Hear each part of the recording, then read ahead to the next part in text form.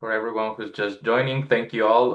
We're gonna give maybe a couple of minutes so that we can have a little bit more audience.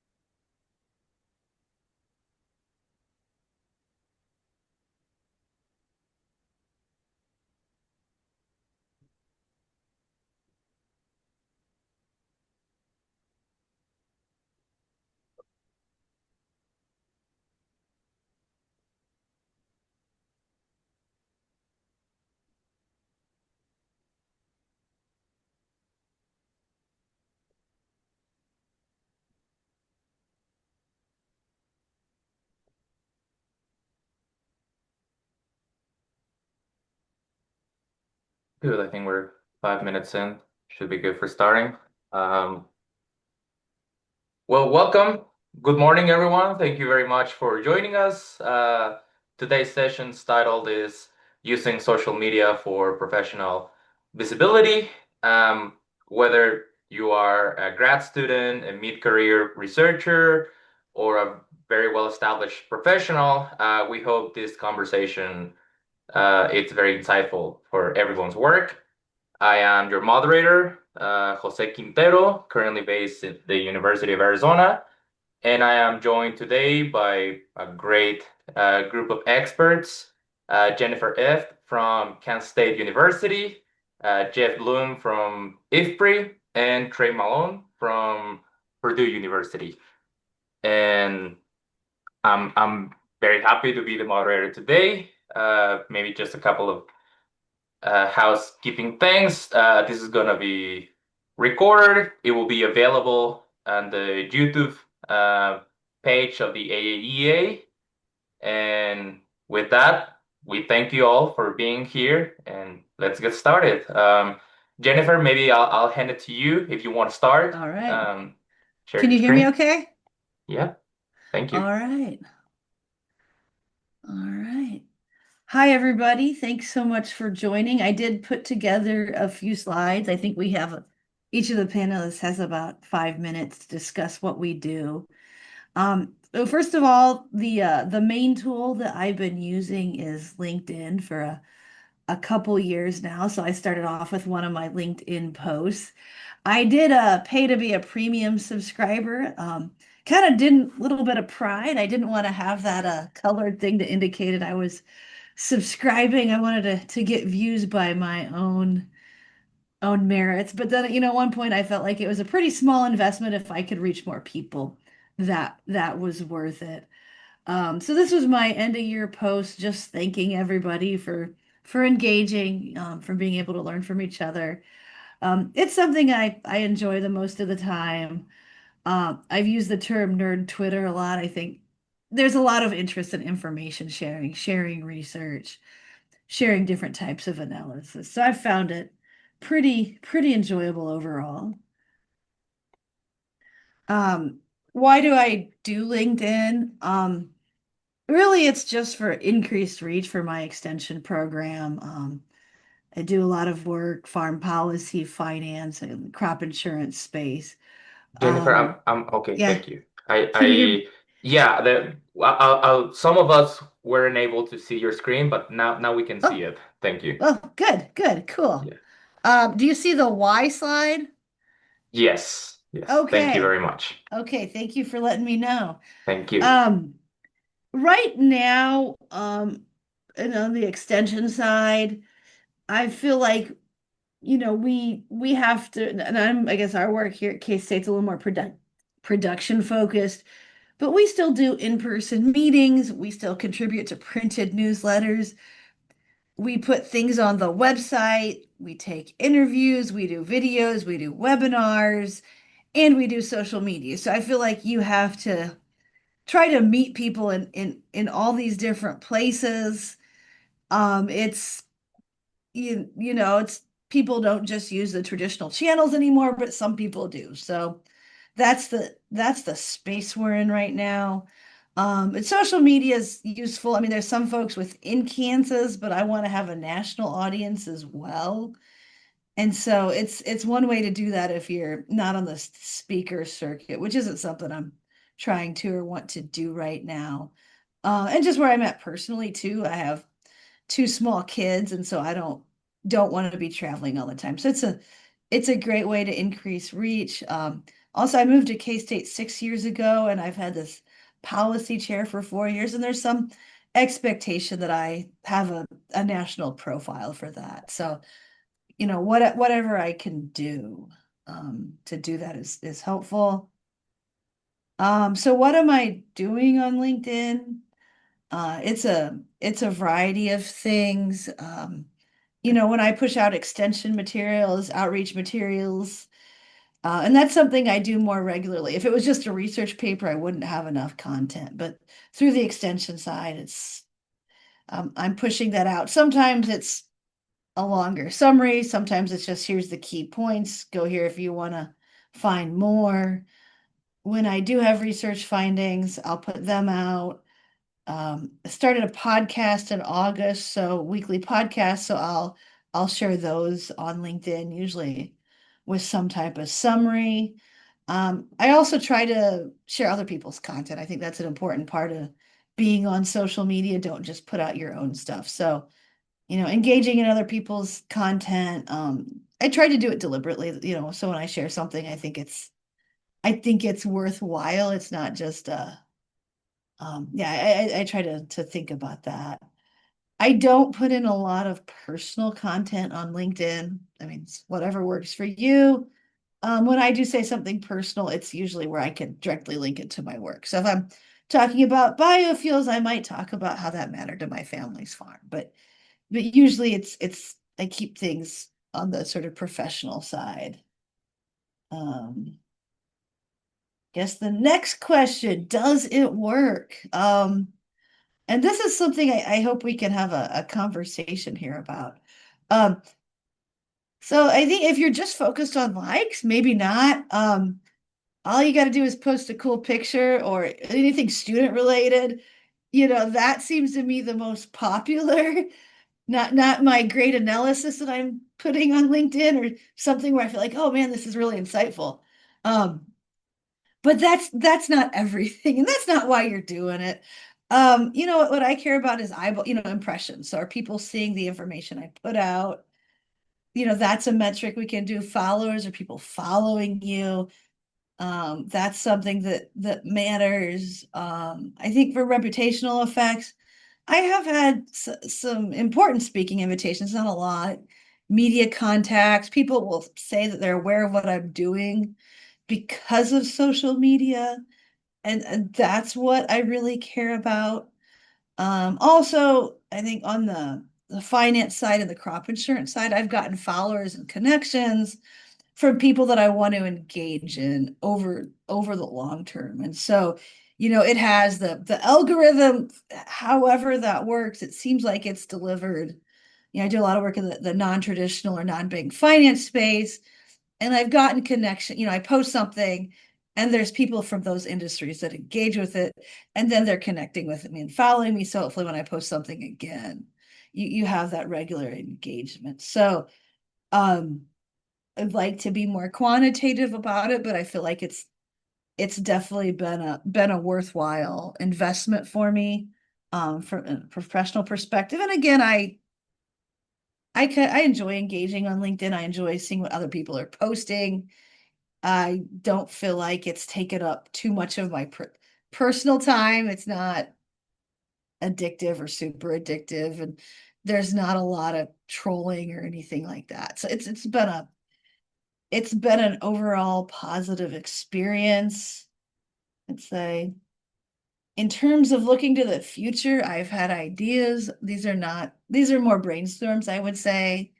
I've thought about having kind of some type of a Substack. I put briefs and decision tools on our extension website, but maybe, even some of the LinkedIn posts that I do that are longer, they're like a mini extension brief. So maybe try to do a Substack with that or something. I think I maybe want to use Facebook more on the podcast side. I just it's a habit that I haven't gotten into, and then now we're all doing videos, and I have not figured that out, but I do think about that. So that's where I'm at. I hope I stayed within the time limit, and I look forward to hearing from everyone else. No, thank you. Thank you very much, Jennifer. I think you touched some of these key points that is gonna be leading into our conversation later, especially like the why does it work? How are you viewing the landscape for the future? Thank you very much. Jeff, if you want to go next, we can follow with your presentation. Sure. All right. Can you see that? It's loading, I think. Okay. Uh, or maybe there we go. Now we can see it.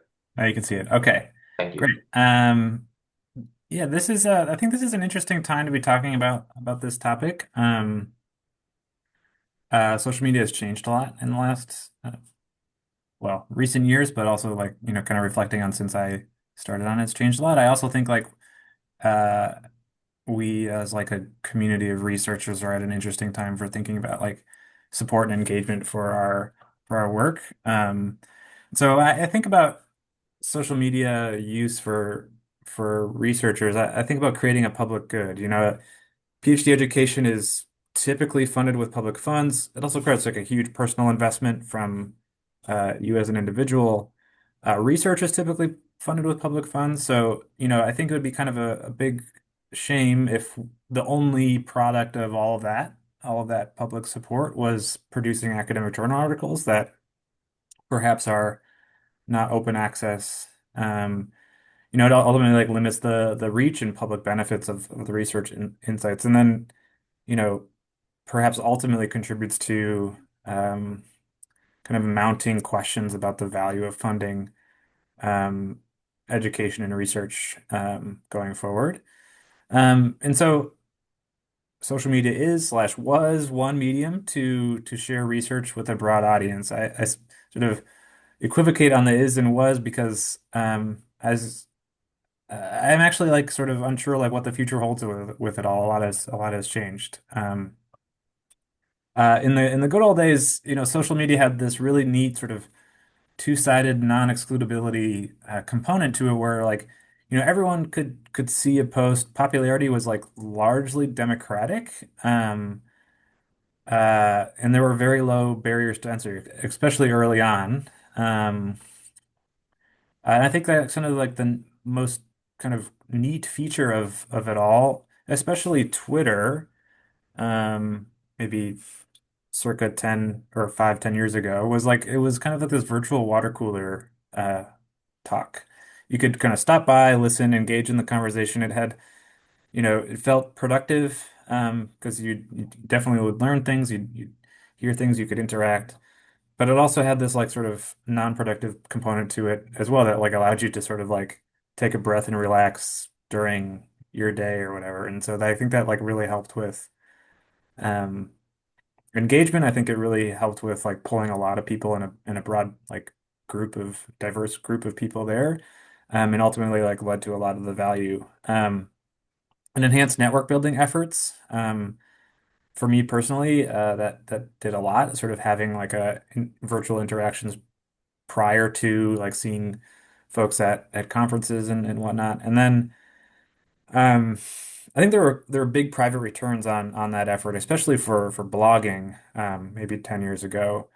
Um, uh, where like you're kind of like creating this like public good in the sense that like anyone could see it and you couldn't exclude anyone from using it. But like that sort of exposure was really useful. I think we can all think of like examples of people who really invested a lot in blogging and that increased their exposure and led to lots of opportunities for them. I think that was sort of like widespread.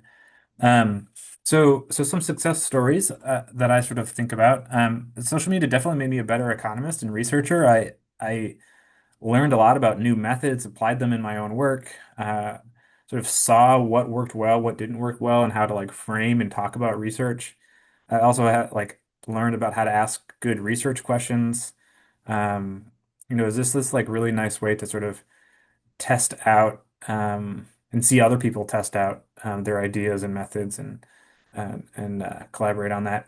Uh, Social media generated a lot of co-author partnerships for me, where sort of there's like initial interactions online. You sort of meet at a conference, um, have coffee, whatever, email after that, and then write papers. I before this, I kind of went through my CV, and I think like I kind of attribute like maybe a third to a fourth of papers that I've written and published have some sort of roots in social media. If it's largely from like sort of making initial co-author partnerships or like discussing the idea explicitly. Um, and then the last sort of explicit success story is during the pandemic. I helped launch this online agriculture and resource economics seminar, which was, largely, nearly entirely sort of advertised and run via social media. Sort of without social media, I don't think it would have existed. So I think there's lots to say in terms of like success and the good that came out of my engagement in social media over the years. My present reality is, I think like a lot of those aspects of the good old days are behind us. Twitter, for me at least, is largely dead. I don't interact on it at all anymore. And it's unclear sort of what has replaced it. Algorithms that exist on other sources don't seem to be as democratic as they used to be. And then with AI and LLMs, like it's unclear to me like what the value proposition of blogging has anymore. Like people can kind of just like generate their own blog posts that are exactly tailored to what they're interested in within seconds. Um, and so I still spend time on social media. I use Blue Sky. This is mostly, I'll say like doom scrolling. I post some things on there, but I get very little traction posting my own research and reposting other people's research. Unlike what I would experience on Twitter. LinkedIn seems to be where there's like the best value in terms of like engagements, but I find that in those engagements to be increasingly impersonal. There's not a lot of like interaction, um, and you sort of get likes or shares, but there's not a lot of discussion. I mean, there's some counter examples to that, but I think it's not as widespread as it used to be. And so what I tend to do now, and some of this is like kind of based on like what the requirements of my current job are, is like um in addition to writing academic papers in journals, is writing policy briefs or research summaries via like institutional outlets. So that's like our own website. We have our own sort of social media presence, but um, there's all these other forums that I think are a little bit more centralized. They have a much wider reach than I do personally.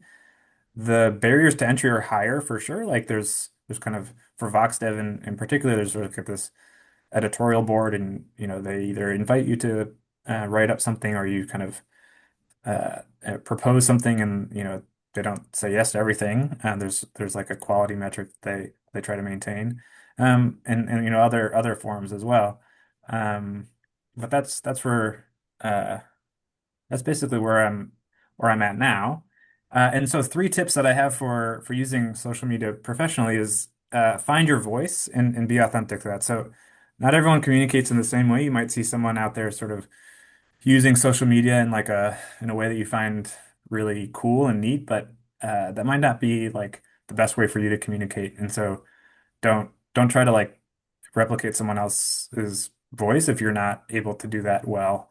Um, and find the way that you can do it well. There's a way that for everyone to communicate well and sort of find that and lean into that. The second is to definitely promote your own research, but don't just self-promote. You know, echoing what others have said about that.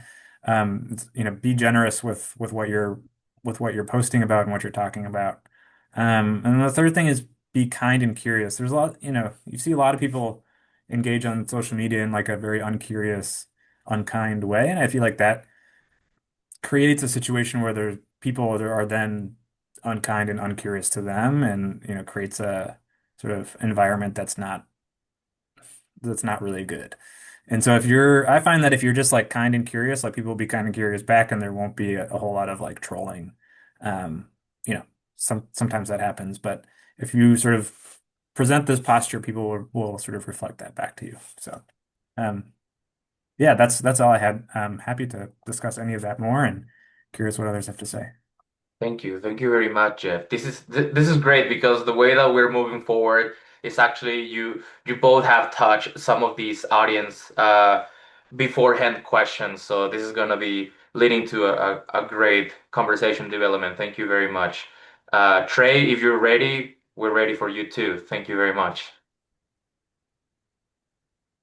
Sure. Well, I didn't prepare anything super fancy, but I do have some slides Yeah, because good. we're professors and we live on slides. Yeah. Okay.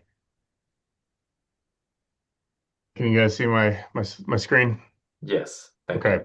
So I am the Bulgy Chair for Managerial Economics, and Mike Bulgy still around, one of the best to ever do it when it comes to extension research. The guy kind of invented like risk management research for farm management. I th This guy is famous for public talks, and so you know, he's also an AAEA fellow and all that stuff. But the thing that I want to point out is like they thought they were getting this, and then they have ended up getting like Cousin Eddie. So I don't really have the same worldview, I think. I'm probably the least fancy person on this panel. So my approach looks a lot different, and it looks has looked different at different stages of my career. And so I'm now at a different position that if you're early career, be thinking about it differently. So my like journey through all of this stuff looks different based on where I was. My first like viral moment of anything was my senior picture for high school. That's me. It was Napoleon Dynamite had just come out, and so I thought it would be funny for senior picture day to dress up like Napoleon Dynamite, and my girlfriend came as Deb.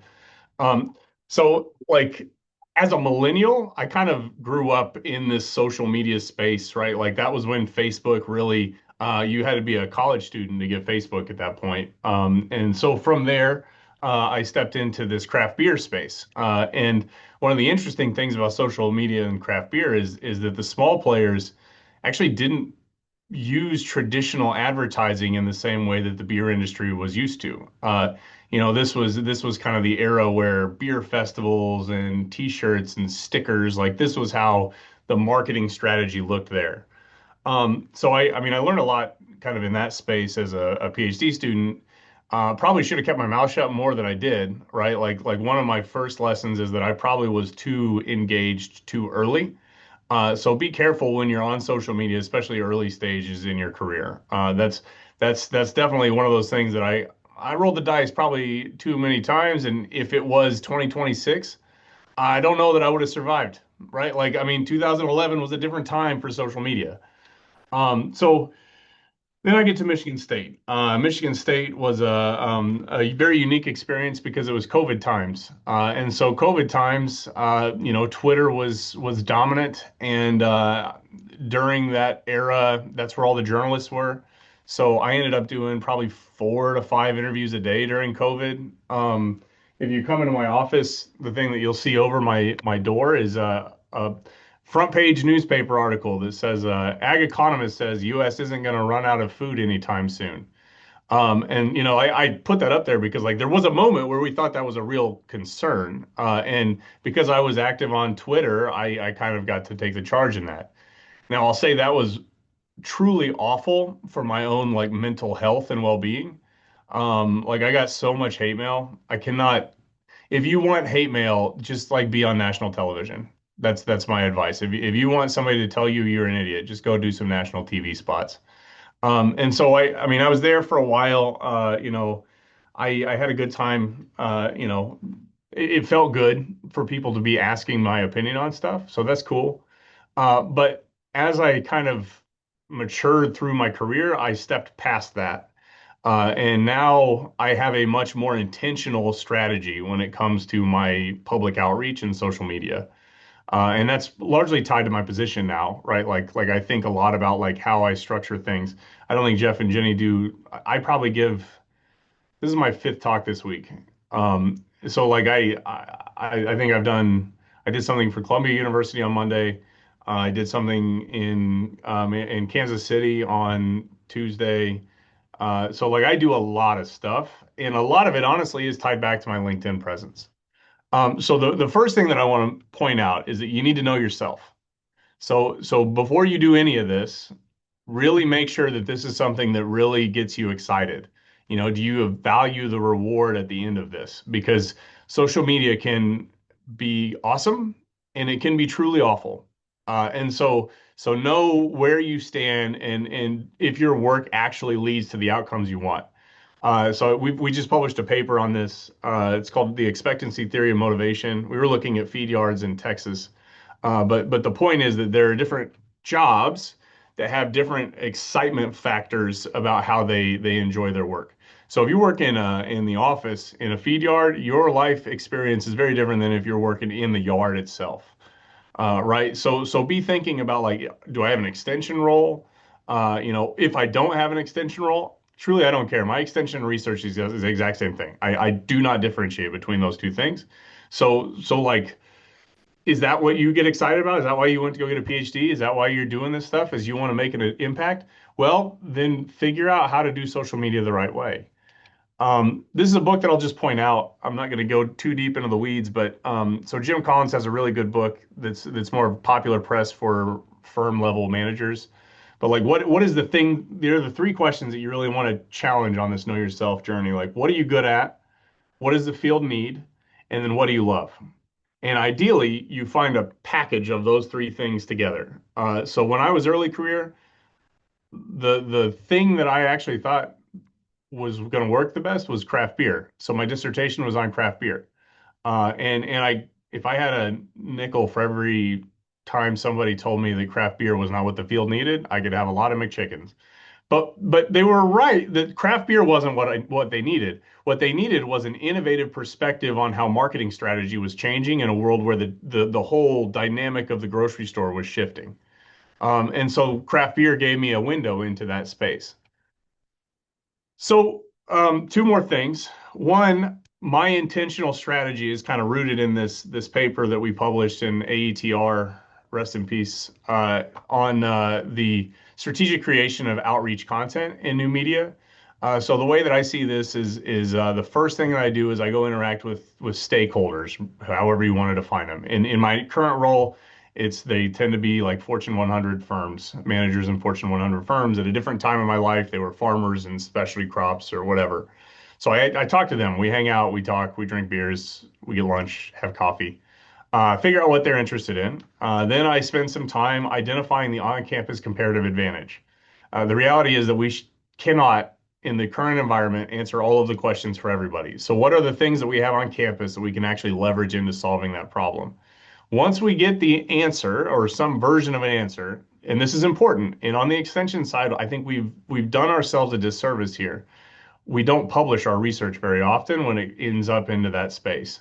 So I think peer review really matters in this context. Now, the reality is most stuff that started with a stakeholder conversation will not be published in the AJE. You're not maximizing AJEs with this approach. But the beauty of peer review is that you have peers checking to see if what you're saying makes any sense. And so it's one institutional check to make sure that what you're saying is actually logical. So I think it's important to do that. You get the peer-reviewed paper or you get some version of the working paper started, then go back and talk to those people, start that interaction again, share the findings, go have your coffee with them, and we start the circle all over again. So the thing that I'm doing now, that we're doing here at Purdue, that I'm pretty excited about in this space, are well, we've got a handful of things. But one is a podcast that we actually the first episode came out this morning. It's called Agribusiness Blueprint. It's a 9 episode limited series podcast that I'm working with Sarah Mock, who's an independent journalist, where we're basically unbundling the development of the concept of agribusiness. So we've interviewed a bunch of people from the last 50 years of this field. It's now the third largest major in ag colleges in America. So like what is this thing? What are the lessons, the nuggets that go through time throughout it? So that's kind of my first one thing that I'm really excited about. First episode's out and it's about Johnny Appleseed actually. So it's kind of fun. The other one that I think is more relevant here is the Purdue Agribusiness Review. So if you're familiar with HBR, the Harvard Business Review, the strategy is to create an agribusiness version of that. And so we have a masthead of about 50 editors at varying levels who are helping out to, you know, evaluate whether or not these 1,500 word pieces to 2,000 word pieces have relevance to the industry. I'm going to put a pretty hard cap on the total number of published articles, but our first issue just came out about a month ago, and it was all focused on, well, we had one article on AI, one model on or one article on business models, one on HR for the 21st century, and then one on consumer demand. So, I mean, these are ag econ topics, but it's at least an editor reviewed check on the logic for what you're saying. The last thing that I just want to point out is that the thing that matters, I think, more than all of the rest of it, I mean, yes, know yourself, but B, sometimes even knowing yourself doesn't necessarily mean that you actually are right about who you are. So have a good mentor. So for me, so Jason Lusk was my mentor through a lot of this. You know, he was my PhD advisor. Um, just to, this is I got married at the ranch during COVID times, and I called him 7 days before and was like, "Hey, we're just gonna throw this wedding together. You don't have to come." That guy drove from Indiana to rural Oklahoma to come to the wedding, and my I needed a little help, and so we ended up actually co-officiating my wedding. And I not everybody gets a mentor like that, but I cannot overemphasize that if you do want to get into the social media game, it is quite helpful to have somebody to bounce ideas off of so that you don't end up in a really tough spot. And that's if your early career, but even if your later career, I mean, at this point, I have Mike Bolgi, and so Mike and we have lunch every other week, and I talk to him about this different stuff that I'm presenting and the outreach content that I'm laying out. You know, for as crazy as the world feels right now, it's incredible how often he says, "Well, that kind of reminds me of the energy crisis in the 70s, that we had to do this in the energy crisis." And obviously they didn't have social media back then, but like that check on my knowledge has been just profoundly useful as I move forward in the social media space. So that's all I have prepared. I'm really excited to have a conversation because I kind of think that my perspective might look a little bit different than kind of the traditional research extension approach. This is great. Thank you very much, Trey. Um, indeed, these are all you guys, the three of you, touch in so many different things. I don't even know where to start because I'm thinking like, okay, Jennifer, you have a Substack. Jeff, you're working on the IFPRI institutional outlets. Trey, you're leading this Purdue Agribusiness Review and doing all these LinkedIn and outreach presence with different stakeholders. I'm just gonna blend like five different questions into one big umbrella. Um, some of the things I think are adjacent with each other. That's why I'm gonna do that. So one of the big questions from the audience, and I think that will be really valuable if we can have some sort of like a roundtable conversation around this, is the do's and don'ts. Like what have you guys seen that people do right What have you seen that people do wrong?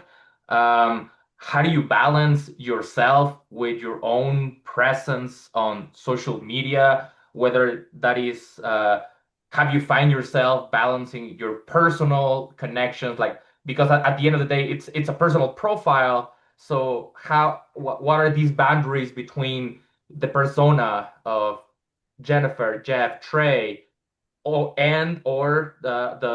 the ag economist in this case? How do these shape your own relationship with how you interact with your profession, with yourself? Um, yeah, I guess we could start there. Since you were last, how about we start with you, Trey? So the thing I like a lot about LinkedIn versus Twitter Yep. is that very few people post things on LinkedIn that they wouldn't want their boss to see. Yeah. And I mean, Jeff's right that it is impersonal in that way. But honestly, there are a lot of people that I don't want to know personally. So I'm okay with them having some type of a filter. So my experience on LinkedIn is that you want to make sure that you know what you want to be known for and lean into it. But the one catch here is that it gets quite old when you're constantly posting, I'm excited to announce blankety blankety blank, right? Yeah. I don't know if you've ever seen that photo of all the like North Korean generals where they have all the like medals. Yes. That's how a lot of LinkedIn conversation feels, and it's very hollow. So if you're wanting to punch through the noise, it's not just about um, posting a lot. It's about trying to be cultivate a discussion around whatever it is that you want to be known for professionally. Okay. Um, and that to me is I think the crux of what good social media strategy is as Jeff said, be authentic to yourself and really posture in a way that you're engaging in a real conversation. That is very interesting. What do you guys think? What about you, Jennifer? What do you think are some of the do's and don'ts around, like, so Trey was Yeah. saying, hey, don't, it's not quantity. It's not a conversation Yeah. about how many Right. posts you Right. post. Yeah. Right. Right. Um, I think that I'm pleased to announce what was Okay. you said, Trey. I try to like, focus on content. I mean, I do use it to share my work, and sometimes there's a conversation, and sometimes there's not. I mean, and you don't always know.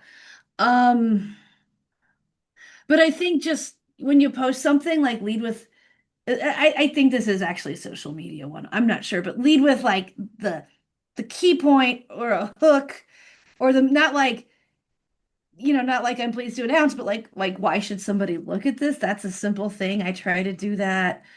Um, try to focus on content that people might find useful. Trying to think the personal um yeah.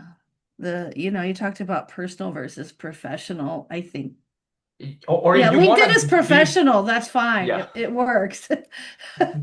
Um, so I wanted to say, if you wanted to dive into, I think this is another thing that audience wants to hear about is how do you tailor your messages? So you were just describing your process of how you yeah, start with a hook, maybe you start right on with yeah, the core of the message. How right, do you do that? Hmm. right. Yeah, some of them I spend quite a lot of time on. Sometimes it's a quick paragraph. It's not gonna be the same. Um, if it's more like I want to provide a real summary that people could use, and then maybe if they care more, they'll link to this. I might spend an hour. Like it's I'm careful about my words.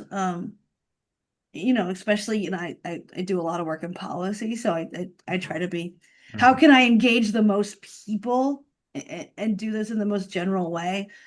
Um, so or sometimes it's just a quick response or, hey, this is interesting, and I'm reposting something. It's not always the same, but I think the thread is try to be thoughtful. If I'm reposting something, I think it's interesting. If I'm, saying something specific, yeah, Yes. I try to be thoughtful. The Okay, key thread. thank you. That is Mhm. very Yeah. interesting. How about you, Jeff? So when you are approaching your own social media, like even now that you've described that you're basically like in and out with some of these platforms, Blue Sky, LinkedIn, Mhm. what are some of the do's and don'ts that you have identified? How do you manage yourself with these like virtual sphere, Yeah. like I think like, being willing to iterate and like experiment with things and like figuring out like what's successful, like what works well with your intended audience, what feels good and authentic to you. Like that's something that I don't think is like ever immediately obvious. It requires sort of like, okay, I'm gonna learn, I'm gonna make mistakes, like being open to that. There requires a bit of a palate to do that in a public space, but that's okay. Like everyone else is doing it too. And there's like, I think this has always been the case, but I think what makes the present moment a little bit tricky is that there's like kind of the rules are changing behind the scenes. Like LinkedIn, I think, doesn't like it when you have a link in their post because they want to keep people on LinkedIn. So it's like, all right, interesting. like the inside baseball is like, put the link in a comment. There's like all these little like tricks that constantly are now, it seems like even like increasingly rapidly like changing. And that just means that like everyone has to like figure out like new ways that figure out that you get reach and in interactions and engagement. And sometimes that might push you in a direction that's like, I don't know if I feel comfortable with this. And like that's the moment we're in, I think, is like things are changing and it's like, I know you got to figure out, you got to like be constantly willing to adapt to it, and that takes time. But being willing to do that, I think, is like a big ingredient to success. So two two follow-up points on like the intentionality. So the first is if you want to see how not to do it, there's a really good subreddit called LinkedIn Lunatics. Go spend some Okay. time over there just seeing like what looks terrible. So that's helpful to me personally. Good. The other thing is you can be a little bit more intentional even with your research. So a lot of times when I'm writing a paper, in the back of my mind, it's not at the front, but what's the money shot figure or table that I could put in a presentation or I could drop on a LinkedIn post that would emphasize what the overarching theme of the piece is. Okay. So as an example, we just published something in agribusiness. It was on precision ag adoption and miscalibration of precision ag adoption over the last 30 years. I got pretty good engagement, and I had a handful of journalists from Bloomberg and a bunch of other places reach out to me about that piece. And I mean, it's a good paper. Like I'm really happy with it. But part of it is that I could throw in a figure from that paper, and all you had to do was look at the figure and be like, oh yeah, no, this is important. Just even that little bit of like, make sure that you know what the figure or the picture or whatever it is that fits the argument the best is quite helpful. And how do you, this is really insightful because, so for example, you just touch base on this LinkedIn Lunatics subreddit. Even Jeff just mentioned how uh, a little golden nugget I didn't know that you don't want to put links on the post. You prefer to put them on the comments. Another question from the audience, and maybe we can tailor the conversation in this way from these points is, yeah, like LinkedIn against Blue Sky and Oh. rest in peace Twitter, X, whatever you want to call it. So when you decide, so Trey, how you were describing, okay, I'm gonna pick this figure, I'm gonna design a hook, a post. Where are you getting these resources from? How do you Um, innovate on the way that you communicate in for the different platforms even? Like how do you I only use LinkedIn now. okay. I got Facebook in high school. It is gone to in dead to me. Okay. I don't look at Facebook. I see LinkedIn as a professional strategic outlet for what I do, that is explicitly targeted at working with agribusiness managers. Full stop. And so everything I do is me thinking, what is it that will increase my engagement with my audience for what I'm trying to accomplish? That's to me, that's it. My social interaction is sitting at the bar at Magoo's and eating my pizza and talking to some guy at the bar. Like I don't need social media for my friends. I need social media professionally. I don't know if that makes sense, but that's how I see this. Yeah, that does make sense. How about you, Jennifer? So how do you approach like these blends? Like so Trey is saying, hey, if I'm gonna do personal connections, I'm gonna do it over a beer, I'm gonna do it with pizza. do you see yourself like that with your own personal social media? Have you separated like social media for professional Jennifer and then other avenues for personal Jennifer? This is a very important question from the audience, like because I think most people are trying to figure out themselves, like how I as a either grad student, mid-career professional, a well-established agricultural economist, where's my fit? Like, is my LinkedIn supposed to be a place to have family and friends, or that's not a place for that? Or how do you do that with yourself? Yeah, I mean, it's professional. I think either Trey or Jeff said, assume your boss is gonna see it. Okay. Um, and so it's like that. I do more personal stuff on Facebook, but I barely use it anymore. It's yeah, it's not it's one piece of what you have, and it's whether like I have an extension heavy role, maybe you like research role, like whatever your particular situation is, I'm not sure social media is necessary, but it's definitely not sufficient. So, Yeah. those personal relationships still matter a lot, however that looks for an individual. That's interesting. Jeff, I wanted to also touch base with you. This same question, but with another component that audiences have made this question before registering to this webinar, which has to do with uh, political implications of evidence-based analysis. So, Mhm. especially you have a role in an institution that has close relationship with public issues. So how do you tailor your message? How do you manage the communication side of the outreach of the agricultural economics analysis work with the the journalists or the administrators who want to like clickbait some of your arguments or drag you to make a stance, or how can people manage the public atmosphere of the political implications of the agricultural economics profession nowadays? Yeah, I think that's a big question. I'm I sorry. mean, Yeah. uh, like I think there's like multifaceted answer to it. Like, um, on sort of a very, very high level, like even though like I is similar to Jennifer and Trey, like my social media accounts are like decidedly professional. Good. My personal interactions in social network is very in person or over the phone or whatever, text message, group chats, not like, public facing things.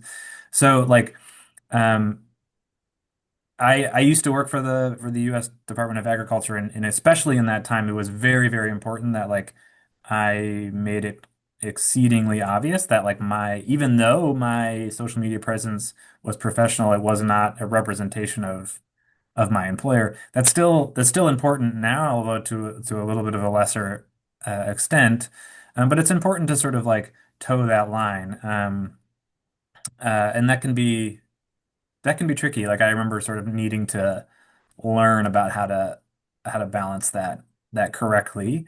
I mean, in terms of like, uh, you know, my organization now is like we want to be in within policy relevant discussion. So that means engaging with like political processes, for us in low and middle income countries around the world. And so like that is often done in collaboration with like our country offices who have personal relationships with ministers of agriculture and finance. And so like leaning on their insights is like really important. Um, when I post about like my research, I tend to like really make it about like as objective as possible, right? And be like, well, this is what we can learn from this. This is like this is what it implies for XYZ policy. Here's some limitations. Here's what we could, do in the future. Just being as open-handed with it as possible. And then, you know, if someone comes by and says like, "Hey, I disagree," you can be like, "Awesome. Like, let's talk about that." Like use that as an opportunity to engage instead of like being, defensive about it or something. Um, Yeah. uh, yeah, I mean, I think that's always like I think like a good approach. And so people are going to misinterpret what you say.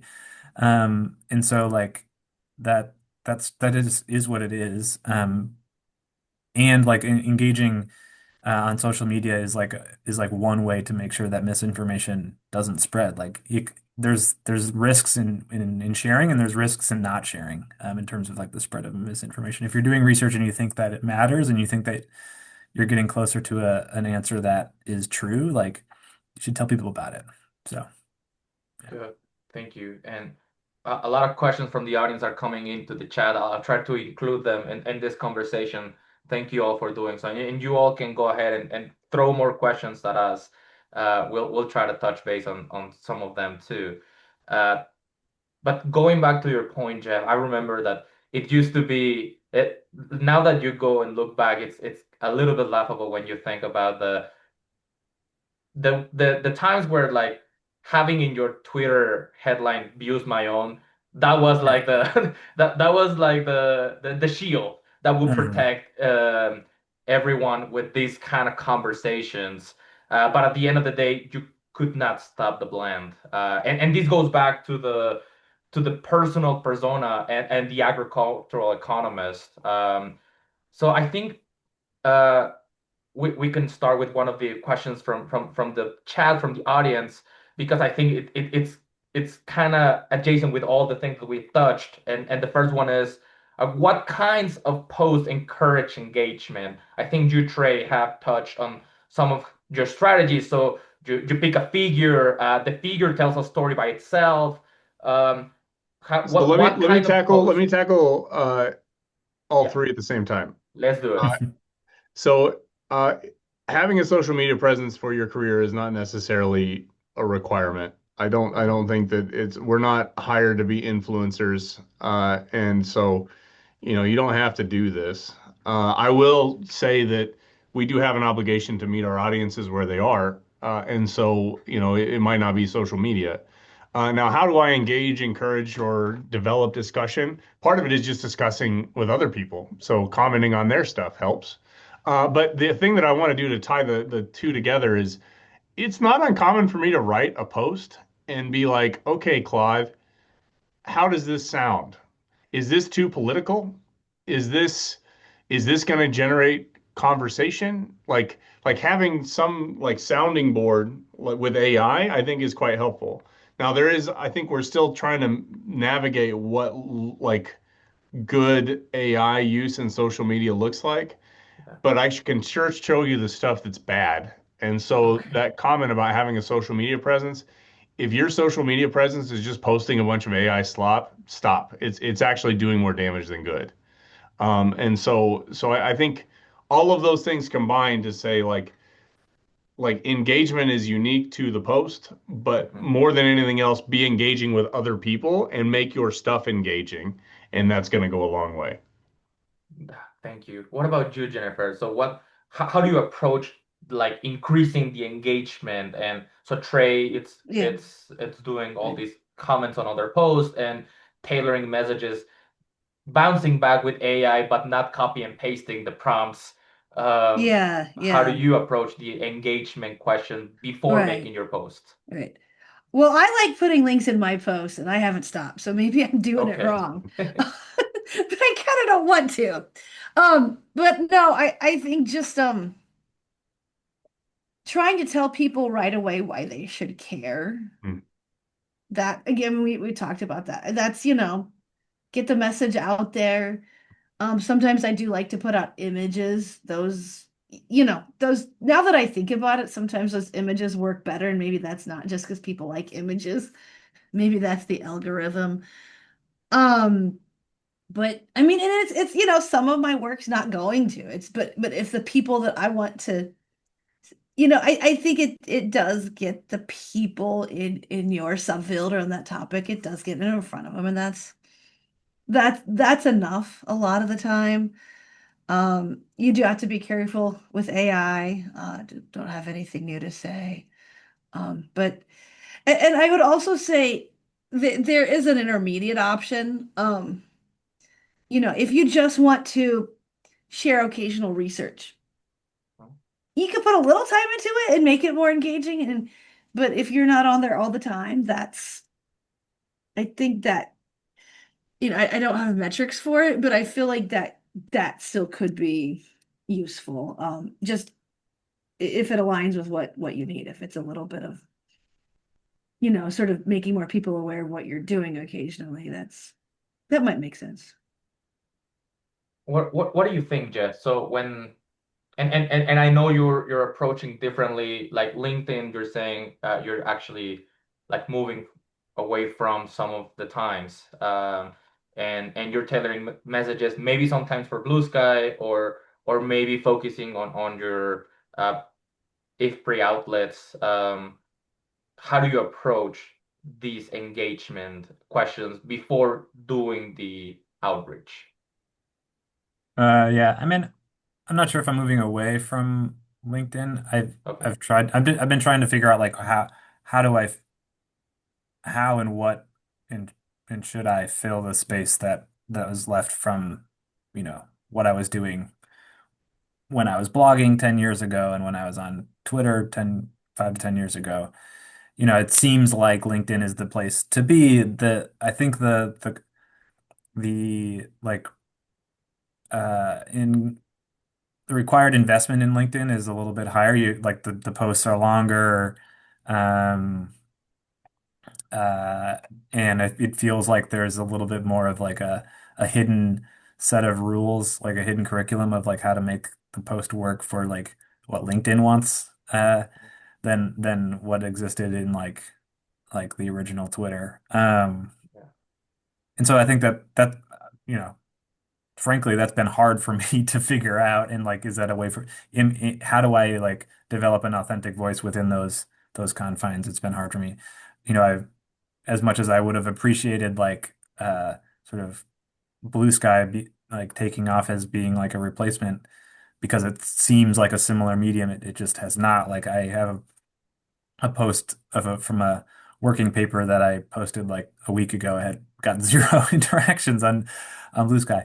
It just is what it is. And so uh yeah, I mean like you've got to figure out a way like in terms of like what kind of posts like drive engagement. Like people are all scrolling, so you got to figure out a way to right away like get people to stop scrolling and And look at your read your thing and then like click on the link if you have a link or continue reading your post. Like people, and that has to happen like in within seconds. yeah. So starting it off with like a vanilla sentence is not going to work. And a picture is going to be great because it doesn't require people to read. And so that'll get people to stop right away.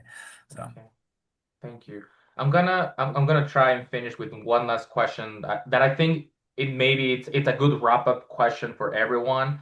And I'm gonna go around and ask you the same set of questions. So uh if you can look back into how social media has been evolving and yourself, your interactions with social media, if you could break down like strategies for three different levels. So for grad students, some of the tips for creating this up and coming profile on social media. How do they use it as a leverage tool? Uh, how about mid-career people, researchers, professors, ag economists, analysts who are trying to navigate right now their current roles and adapting it to this new environment? And finally, to the well-established professionals, what are the tips for them? Maybe some of them actually moved away, but they have so many things to say and so many reasons to find their audiences where they are, and maybe that place can be social media. So if you can tell the audience, tell the AAEA members, if you're a grad student, if you're a mid-career professional, if you're a well-established ag economist, these are my tips, basically. Trey, we can start with you. Yeah. So, tip for early career, comment and ask questions more than posting your own stuff. Yeah. So I think that goes further. For you, it also, I think, gives you some cover. and is an excuse to engage with people who may someday hire you. For mid-career folks, ideally by then you know exactly what you want to be known for. Lean in. Pick the thing, don't do it all, but pick the thing that you want to be known for and use social media to leverage out that platform to be known for that thing. For senior people, my biggest piece of advice is to have a freaking opinion. I don't want fluff. If you have tenure and you're already at this stage in your career where you are allowed an opinion, have one and share it. We're in a time right now where we need leadership and voices in senior positions. We need to hear you. And I think social media provides that opportunity. So those are my three. Thank you very much. How about George, Jeff? What would be your way to approach these different segments of the audience at the EEA?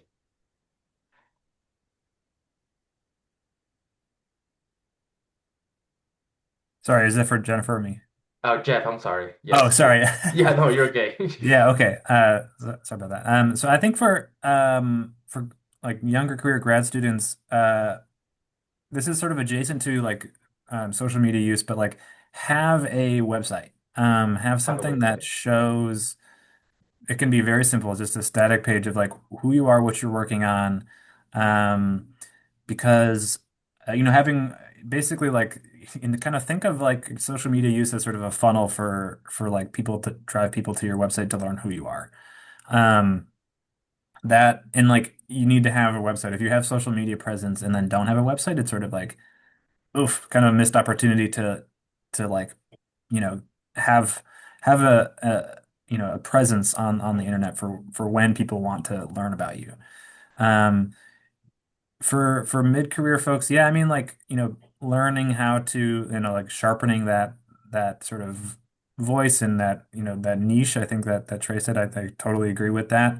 Um, and then like, developing and nurturing kind of a network, a virtual network of folks who engage in your work, and interacting with those folks, not just providing content, but also like interacting with those folks. Um, the senior, I don't know if I have much advice for people who are older than me. Um, but like, but yeah, I mean, I would love to hear about, things that there are definitely people that professors that I've had that I feel like would be awesome on social media, that aren't. So I would encourage folks to, experiment with it and figure out if they didn't do it well. And just because it social media became a thing late in one's career doesn't mean that person would be bad at it. And in fact, like that's probably completely orthogonal to like someone's skill on social media. So try it out. Maybe you'd be awesome at it. And maybe we'd be happy to to have that voice and to have those opinions around. So yeah. 100%. Thank you very much. How about you, Jennifer? What would be your tips, Yeah, suggestions for people? right. Well, Trey and Jeff did a pretty good job. I think for grad students, just to reiterate, it is going to be risky and time consuming if you're trying to generate a lot of content on social media. Like that just I would not have been there. If you can do it, like I'm not saying don't do it. I'm saying it seems really, really risky. I thought Trey's strategy was good. Um, I'm still trying to figure out if I'm mid-career or senior. So trying to think how to do that for mid-career. I think is where you start to, say, you're trying to get tenure. Not everyone's gonna be, trying to get tenure or get permanent status. Like you're just, that's trying to get that done. Mid-career, you're starting to think about impact. Yeah. And then social media can be a part of that strategy if you use it intentionally. Um, for senior level, so I'm thinking people that are maybe 10 or 15 years ahead of me. And we talked about I work in policy. So like I'm not always gonna have like an opinion because I want to speak to people broadly over time. Um, but yeah, getting some senior folks that aren't on social media to come in and poke the bear a little bit, that would make social media pretty cool. So Yeah. I would love to see that. Good. No, thank you. Thank you very much. And I'm very bummed that it's already an hour. I could speak to you guys for like literally days if I could. But I want to thank you. Thank you, the three of you. Thank you very much for doing this. The AAEA Communications Committee and also the AAEA members who were able to attend or who later will be tuning into the YouTube page will appreciate very much your insights. Hopefully we can this is just the start of these kind of conversations. I think this profession needs to talk more about this. And if we can create this camaraderie and do conventions of do's and don'ts and how can we as ag economists improve our usage of these tools, this will only lead us to better outcomes. So thank you. Thank you very much. Thank you very much, Jennifer. Thank you very much, Jeff. Thank you very much, Trey. Thank you very much to the audience. Um, and thank you all for being here. Thanks for the invite. Add me on LinkedIn. Yes, yes. Okay. Likewise Thanks, to Jose. me. Thanks all for joining. Feel free to reach out personally, anybody too. I'm always happy to chat Yeah, about this. likewise. Thank you. Thank you very much. Well, All right. thank you, everybody. This is the end of the webinar. We thank you all for your presence here, and we look forward to hearing from you whenever there's a chance. Thank you. Thank you very much. Fine. Goodbye.